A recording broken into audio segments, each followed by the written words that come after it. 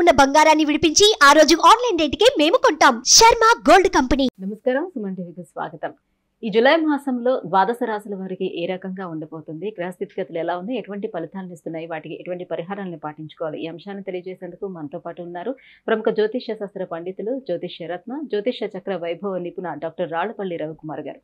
గురుగారు నమస్కారం. నమస్కారం గురుగారు, మకర రాశి వారికి ఈ జూలై మాసం అంతా కూడా గ్రహాల అనుకూలత ఎలా ఉంది? తప్పకుండా. మకర రాశి అనగానే మనకి ఉత్తరాషాఢ 2-3-4 పాదాలు, శ్రవణం 1-2-3-4 పాదాలు, ధనిష్ట 1-2 పాదం, ఈ నక్షత్రాలన్నీ మనకి మకర రాశిలోకి వస్తాయి. ప్రస్తుతం వీరికి రాహు తృతీయంలో చాలా బాగున్నాడు, కేతు భాగ్యంలో బాగున్నాడు, అలాగే పంచమ స్థానంలో గురువు ప్రవేశించాడు కాబట్టి ఫస్ట్ మే నుంచి అత్యుత్తమంగా ఉన్నాడు. ఇంకా ఏలినాటి శని ఎఫెక్ట్ మనకి శని ద్వితీయ స్థానంలో ఉన్నాడు కాబట్టి నెక్స్ట్ ఇయర్ ఏప్రిల్ మే దాకా ఉంటాడు. కాబట్టి ఇంకా కౌంట్ స్టార్ట్ అయినట్టు అనుకోవచ్చు. ఇంకా 8 నెలలే ఉంది కాబట్టి తప్పకుండా వెళ్ళిపోతూ మేలు చేస్తాడు. ఎందుకంటే మొన్నటిదాకా గురుబలం లేదు కాబట్టి ఏలినాటి శని ఎఫెక్ట్ ఎక్కువగా ఉన్నా కూడా మనం ఫీల్ అయ్యేవాళ్ళం, దాని యొక్క ప్రాబ్లమ్స్ మనం ఫేస్ చేసేవాళ్ళం.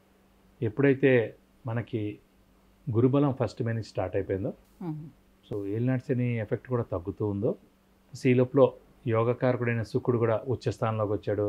ప్లస్ మన లాస్ట్ మంత్ అంతా కూడా స్వస్థానంలో ఉన్నాడు.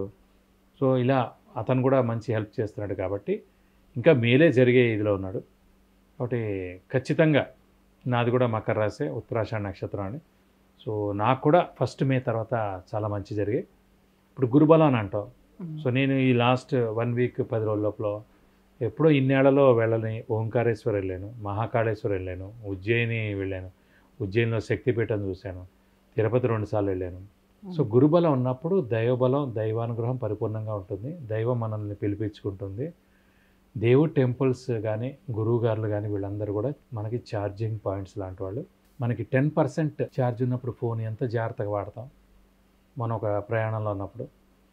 సో అలాగా మన ఏలినాటి శని కానీ, అర్ధాష్టమ శని కానీ, అష్టమ శని కానీ, పాపగ్రహాల మహర్దశలు నడుస్తున్నప్పుడు కానీ మన ఛార్జింగ్ తగ్గిపోతుందండి. సో దాని ఇంపాక్ట్ ఎక్కువగా ఉండడం.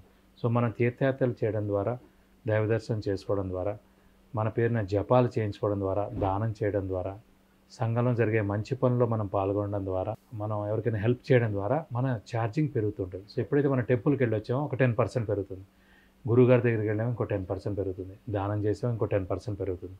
సో ఏదైనా సరే గురుబలం ఉన్నప్పుడే వెళ్ళగలుగుతాం. అలాగే ఆధ్యాత్మిక చింతన కూడా ఇప్పుడు మకర రాశి వారికి గత 6.5 సంవత్సరాల నుంచి ఆధ్యాత్మిక చింతన పెరగడానికి కూడా కారణం ఏలినాటి శని. ఏలినాటి శనిలోనే ఆధ్యాత్మిక చింతన పెరుగుతుంది, ఫిలాసఫీ పెరుగుతుంది, ఇష్టం వస్తుంది, దైవ దర్శనం చేసుకోవడం ఇవన్నీ కూడా చేస్తుంటారు. కాబట్టి వీరికి మటుకు అత్యుత్తమంగా ఉంటుందని ఖచ్చితంగా చెప్పగలనండి. ఏలినాటి శని వెళ్ళిపోతూ కూడా ఎవరికో సంతానం లేని వారికి సంతానం కలిగించడం, అలాగే పెళ్లి కాని వాడు పెళ్ళి అవ్వడం, నిరుద్యోగులు ఉద్యోగం రావడం, ఉద్యోగస్తులు ప్రమోషన్స్ రావడం, ఫారెన్ టూర్ విజిట్స్ అసైన్మెంట్స్ రావడం, విద్యార్థులు ఎవరైతే ఉన్నారో ప్రస్తుతం అలా ఏలినాటి శని నడుస్తాం కాబట్టి గురుబలం బాగా ఉంది కాబట్టి ఫారెన్కి వెళ్ళి చదువుకుని ఆ యూనివర్సిటీలో మంచి సీట్ రావడానికి కూడా అవకాశం ఉంది. ఎందుకంటే స్థానచలనం ఉంది, అటు మంచి సీట్ వచ్చే యోగ్యత ఉంది. అంటే స్థానచలనం అంటే ఫారెన్లో అక్కడ చదువుకోవడం. వ్యాపారస్తులకు పట్టిన బంగారం. సో శ్రమ, కాలం, ధనం వ్యర్థం కాకుండా ఉంటుంది. అవసరానికి డబ్బులు సమకూడతాయి, రావాల్సిన బాకీలు వసూలు అవుతాయి, స్పెక్యులేషన్స్ కలిసి వస్తాయి, మధ్యవర్తిత్వం వహించవచ్చును, ఆరోగ్యం, ఆయుష్, ఇంట్లో పెద్దవాళ్ళు, చిన్నపిల్లలు అందరూ కూడా బాగుంటాయి. కాబట్టి అనుకున్నవన్నీ కూడా పనులు నెరవేరుతాయి. తప్పకుండా పూర్వంతో పోల్చి చూసుకుంటే మెరుగ్గా మటుకు ఖచ్చితంగా ఉందని చెప్పుకోవచ్చు మకర రాశి వారికి. శని ఎండింగ్ స్టేజ్లో ఉంది కాబట్టి ఇక వివాహ ప్రయత్నాలన్నీ కూడా చేసుకోవచ్చు అంటారు. ఖచ్చితంగా. ఎందుకంటే ఏలినాటి శనిలో ఆడపిల్లకైతే స్థానచలనం కాబట్టి ఖచ్చితంగా వారికి ఎలాగో వివాహం అవుతుంది. అమ్మాయికైనా అబ్బాయికైనా గురుబలం ఉండాలి కాబట్టి పంచమ స్థానంలో గురువు ఉన్నాడు కాబట్టి ఖచ్చితంగా అవివాహితులు వివాహానికి అవకాశాలు 100% ఉన్నాయి. మరి ఇంకా ఎటువంటి పరిహారాన్ని పాటించుకోవాలి వీళ్ళు? ప్రస్తుతం మనకి ఇంకా ఒక శని గురించే ఉంది కాబట్టి ఇంకా ఒక 9 నెలల దాకా మనకి ఏలినాటి శని ఇంపాక్ట్ ఉండొచ్చు అని అనుకుంటునే వారికి మటు ఖచ్చితంగా ప్రతి శనివారం ఉపవాసం ఉండడం మంచిదండి. అలాగే ఆంజనేయ స్వామిని, వెంకటేశ్వర స్వామిని, శివుని ఎక్కువగా ఆరాధిస్తే చాలా మంచిది. సో వాళ్ళ యొక్క టెంపుల్స్కి వెళ్ళడం, 40 ప్రదక్షిణాలు చేసుకోవడం, ఆ యొక్క అష్టోత్తరాలు చదువుకోవడం, వీళ్ళతో ఒక శనివారం రోజు రక్తదానం చేయడం, ఇవన్నీ చేసుకుంటే అన్నమాట తప్పకుండా మీరు కోరుకున్నవన్నీ కూడా ఖచ్చితంగా జరుగుతాయి. కాబట్టి వీరికి అత్యుత్తమంగా ఉందని చెప్పుకోవచ్చు. ఇంకా ఆల్మోస్ట్ నెక్స్ట్ ఇయర్ నుంచి వీళ్ళకి అంతా బాగానే ఉంటుంది. చాలా బాగుంటుంది. విద్య, ఉద్యోగం, వ్యాపారం, వివాహం, వాహనం, సంతానం, ఆరోగ్యం, ఐశ్వర్యం వీటన్నిటి గురించి తెలుసుకోవాలంటే కింద స్క్రోల్ అవుతున్నటువంటి నెంబర్లకి వాట్సాప్ మెసేజ్ చేసి గురుగారు అపాయింట్మెంట్ పొందవచ్చు. గురుగారు, మకర రాశి వారికి జూలై మాసం అంతా ఎలా ఉండిపోతుందనే విషయం తెలియజేసినందుకు ధన్యవాదాలు. నమస్కారం.